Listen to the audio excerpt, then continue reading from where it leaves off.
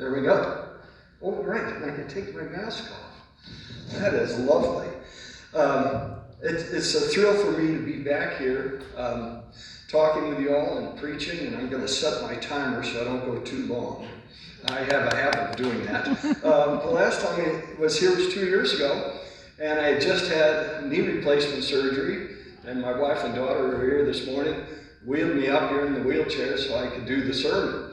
Now, my knee healed fabulously. It's doing great. What I didn't expect between then and now was what happened to all of us in the past year and a half. That was not predictable, but the knee was very predictable and did well, and I'm so glad we can be here together. If you join me in a quick prayer.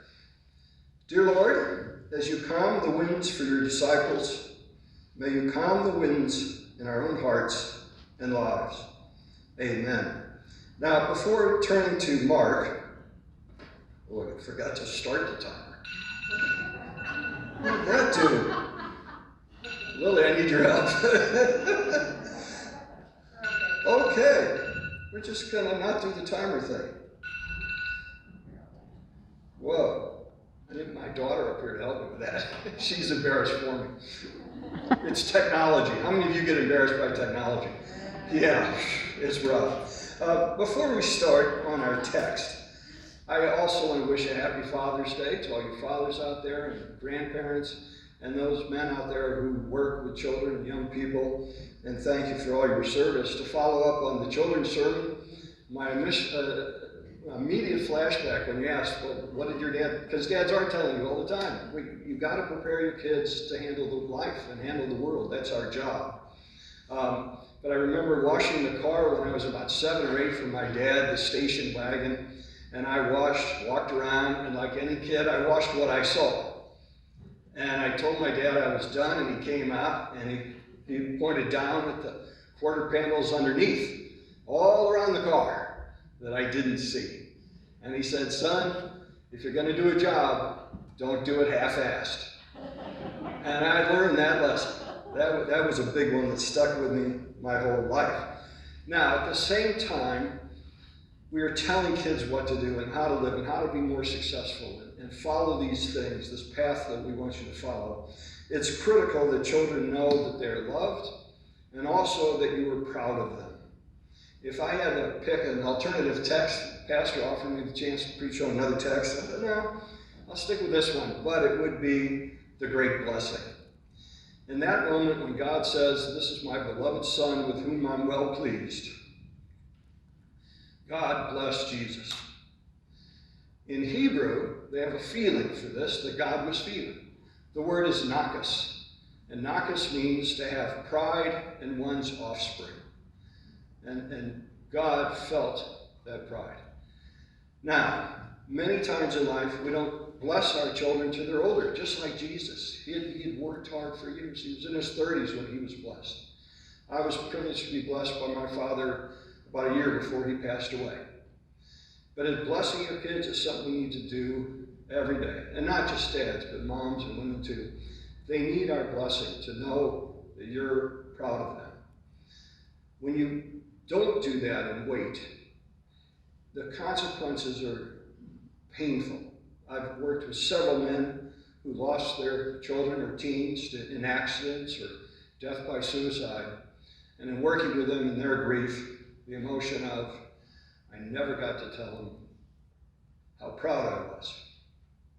About 2 weeks ago, I'm working with a young man, a college student, who lost his father tragically to a heart attack when he was in middle school. And I was asking him about his relationship with his dad. And he said, you know, when I was younger, we had this great relationship. My dad was a college hockey player and lacrosse player. He had 3 sons that he taught hockey and lacrosse. He coached their teams. And then he said, and then about middle school, I was kind of losing interest. And I started playing a lot of video games. Now, to say that our kids have played a lot of video games over the last year and a half would be a major understatement. That's pretty much what they've been doing. But he said, I started playing video games, and my dad was always saying to me, you know, if you spent more time doing your sports like you do the video game, you'd be the top player on the team. And then he looked at me and he said, now that my dad's died, Dad, I don't know if he was proud to have me as his son. And if he could see me now. Since then, like all young teens, he gave up the video games.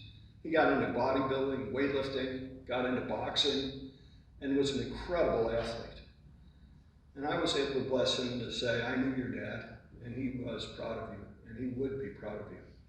So, never miss an opportunity to share Nakas with the children and teens in your lives. It's essential. Now, turning to our passage today from Mark. The disciples feared for their lives. Jesus calmed the storms. Hopefully, the storms of COVID, we're hoping are ending now. And there won't be a resurgence, but we're seeing the winds of COVID calm down. He then challenges them, and he's about their fear of death. Why are they afraid? Now, we were all afraid during COVID of death. That is very basic about death. I work at St. Anne's Episcopal School, where I'm the consultant, mental health consultant. And when COVID first started, we heard the news that it was, coming around the world. And I would meet with the classes and talk to the students about, children don't need to be afraid of this. You don't have to worry about yourself, right? Which was really helpful for the kids. But on, I believe it was March 15th, our school, we had to clear the entire school because we had the first case in Colorado. It was about the second or third case in Colorado, but first in Denver, of one of our parents. And Children's Hospital talked to our head of school and said, send all the kids home. And we gathered the students up and we announced that they were going to be going home.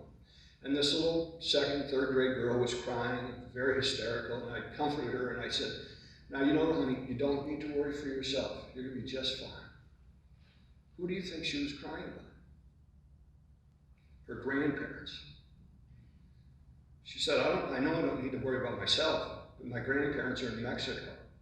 What if they get it? Kids were afraid for their parents and for their grandparents. Grandparents were afraid for their own kids, for their own families, or of not seeing each other again. We didn't get to see my mom for quite some time. We finally got to see her on Mother's Day this year, which was a real delight. But we feared loss.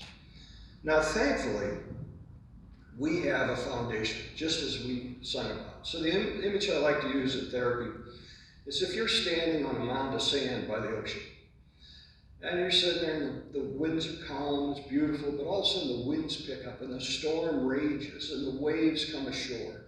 This horrendous storm hits you. If you're standing on sand, what happens to you? Whoop, you go down. What do you need? You need a rock. You need a foundation to stand on. Now, thankfully, with Jesus' death and resurrection, we have the rock. We have a foundation to stand on to endure anything in life, including COVID-19. But it doesn't mean, however, that you're going to not get wet or you're not going to feel the wind. You're going to have the same emotions and reactions that the disciples had, that all of us, the normal human emotions, the fear, the anxiety, the anger, the sadness, the loss, all of those things we've been hit with over this last year and a half.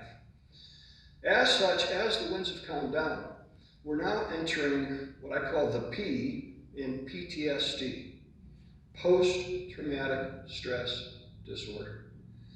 And our hospitals, our therapists around town, around this country, around the world, are overwhelmed with children, teens, adults, older people who are really struggling emotionally. And there's reasons that hits. And we knew this was going to come. Children's Hospital announced a statewide emergency for mental health for children and teens. They have to put teens who have come in feeling suicidal, they're having to put in regular medical beds. There's not enough room in the mental health care facilities. We had a parent call us the other day, and she said, I've called reached out to 5 therapists. You're the only one that called us back. One of them left a message saying if we paid up front, he'd call us. I'm like, and parents are desperate, looking for help for their children and teens. Now, there's reasons why this post-traumatic stress happens. So, a quick neurology lesson. If you've heard of your amygdala, which is a little almond-sized piece of your brain, it's your alarm system for your safety. And when it goes off, it tells you to do three things. One of three things: fight, run, flee, or freeze. So if right now, I saw Nathan earlier, if Nathan came running in and he said, there's a tiger out in the north exit, our amygdalas would go off, right? We would have this sudden rush of panic. When that happens, your brain fills your body with cortisol. And cortisol is a stress hormone. And it sends all of your oxygen out to your arms and your legs. And your heart beats fast, and your lungs trying to take in oxygen so you can do one of those three things. Now, let's say the tiger was gone. The zookeeper came over and apologized and said, sorry, he got out, but we'll take it back now. We would all calm down. Do you think we'd remember what happened? The memories of what happened would stick with us for about 2 hours. The brain would etch every experience, everything you just experienced into your brain. It's the reason why I was only 5, but I can remember my mom crying before the TV set when John F. Kennedy was assassinated. I have that memory etched deeply into my brain, and that was from the cortisol. Now, cortisol is designed for short-term crises, not necessarily long-term. This has been a long-term crisis, a long trauma. All of us have had sustained cortisol levels this entire time. Cortisol takes a toll on your heart, your lungs, your physical health, and your mental health. And if you think about one experience takes 2 hours to get over, we've got 1.5 years to try to kind of recover from and process. And that is going to take time. My guess is it's about 1.5 years before, if it doesn't come back, we got a good 1.5 years of just trying to recover from everything we've experienced. In addition, this trauma was, the way we had to respond to it is unnatural for our brains. At the foundation of our brain design, and I published a book since I was last here, by the way. It's called Wired and Connected, and it's about how our brains are designed to connect with each other, to live in communities. We know that humans survive in communities, and being with others is essential to our mental health. Well, now we ask children to stay away from each other. What do children want to do? They want to hug and do each other's hair and play chase and tag. And being in a school this year where we had to have all the kids sit 6 feet apart and line up 6 feet apart and at recess not touch each other. I had a little second grade boy who got in trouble and he had to come see me, and I asked him, well, what happened? He said, well, I picked up a stick and I swung it at one of the other kids. And I said, well, why'd you do that? And he said, well, since we can't play tag, we've been grabbing little sticks and we touch each other with a stick. And I said, okay. And then he said, well, I saw this big branch, and I thought I could really help my team if I had a bigger branch. Now I said to him, that's really smart. That's a great idea, but probably not appropriate on the playground. And he looked at me and he said, well, I don't have to worry about it now, because when I'm outside and I run around at recess, I run around like this, so I won't touch anyone. How sad is that? Teenagers. When World War II happened, any war we've been in, young people, what do we ask them to do? Go out, join the military, band with your brothers and sisters, fight. That is what the teen brain is designed to do. Teenagers are hopped up on emotions. How many of you have parented a teenager? I got one sitting here. There are times when your teenager will say to you, you don't understand how I feel. And guess what? You don't. Because your brain can't produce that much emotion anymore. But it could when you were a teenager. Their emotional brains are twice as active as children and adults. They're risk takers. Now, sadly, we see on Monday mornings, you read in the newspaper about all the stupid things teenagers did over the weekend while they were driving or whatever. But in war, do you need to be risk takers? To protect a tribe, you have to be willing to take risks. Those are teenagers. That's what they're programmed to do, and to fall in love and be with their friends and hang out all day. With this battle, we said, oh no, this is how you fight. You stay home with your parents. You wear a mask. You don't go out with your friends. That's it. How many of you could handle that for a year and a half? Brutal at that age. And that's why they're struggling so much now. They lost a year and a half of the developmental things they were supposed to be doing. Now, when it all first started, we went into quarantine. We all thought it was going to be 2 weeks, and our sweet daughter here said to us, great, I get to be stuck at home with you two for the next 2 weeks. And we were like, yeah, we know what you're talking about. And then 2 weeks turned to 2 months, and 6 months, and a year. She finally got to go to some classes at TJ, but not very much. Alone with us, just like all the other teenagers and kids with their families. Now at first, many families love that, and working at home, being around your kids. But over time, it took a toll. Because to be honest, our ancient ancestors, our brains weren't designed to spend this much time with your family. You would be off hunting, you'd be off gathering, you'd be living with others in the community, not just all stuck together. On the other extreme would be someone like my mother, who was quarantined. Her neighbor got it at her retirement community. She had a quarantine for 2 weeks. For 6 or 7 months, she had to take all her meals in her room. She couldn't join her friends. She couldn't play poker with her 3 lady friends that she plays every day. She just had to be isolated and alone. That takes a tremendous toll on one's mental health. And thirdly, before I get to some tips, this was a pretty surreal experience.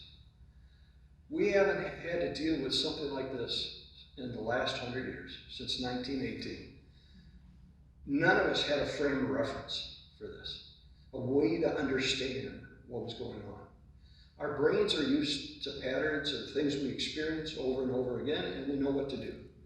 This was a whole new thing, and it was indeedly surreal. It was a strange experience.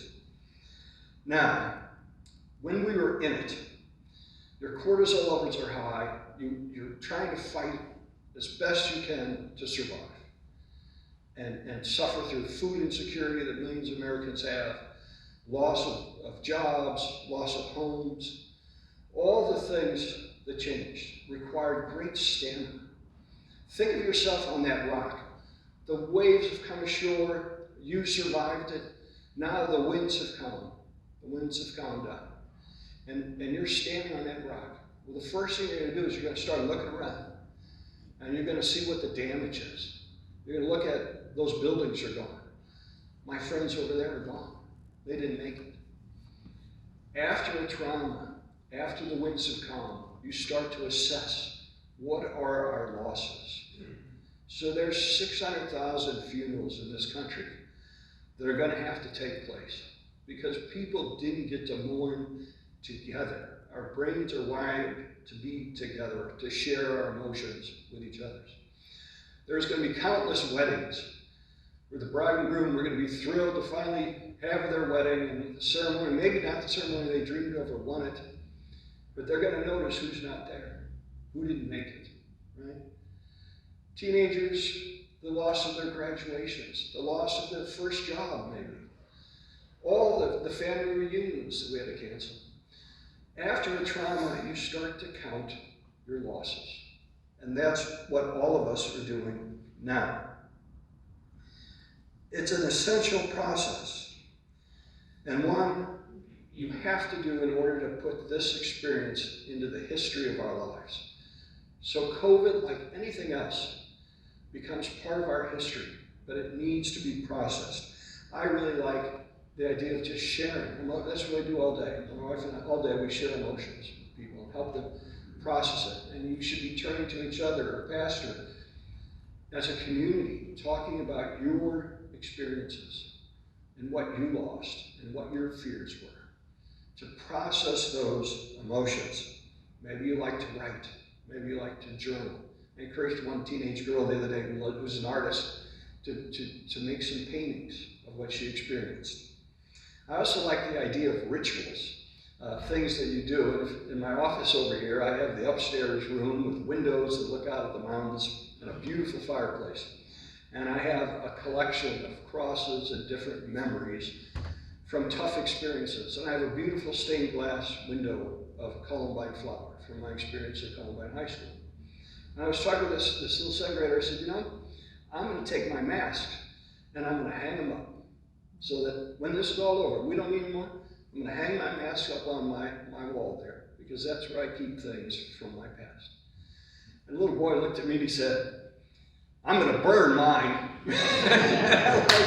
Right on, brother.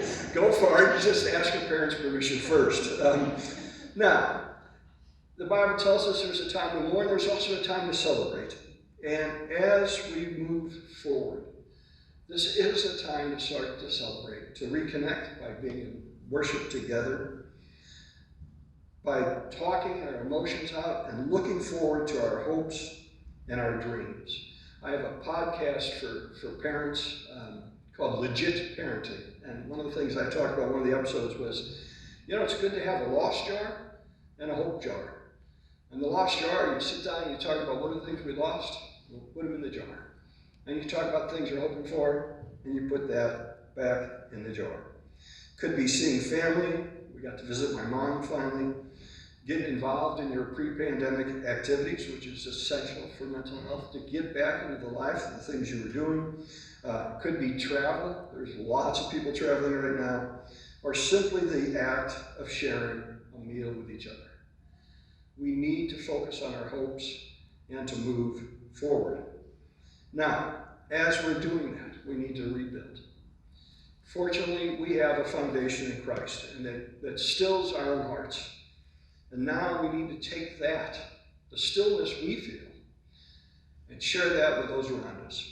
And it could be as simple as talking to your neighbor, checking on someone. How are you doing? How are you holding up? Asking an essential worker, how are you holding up? They've been through a lot. Often it's just validating their emotions, what they experience. It's just saying, I understand. It's normal to have that feeling. Getting back to maybe helping a neighbor who has to work and needs help with childcare.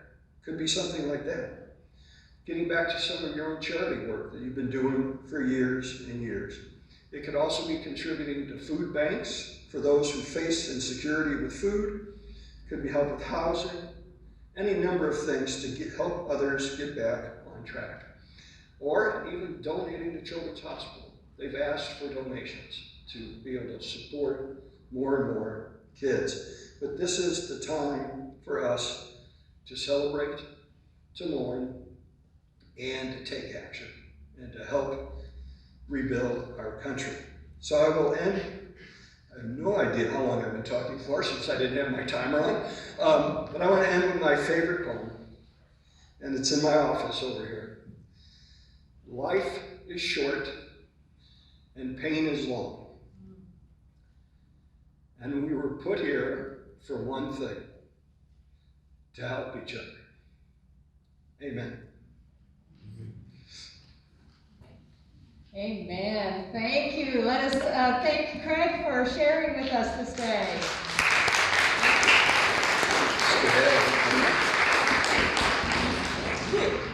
Lily, I want to say welcome to Lisa and Lily with us too. Thank you for sharing Craig with us this morning. And to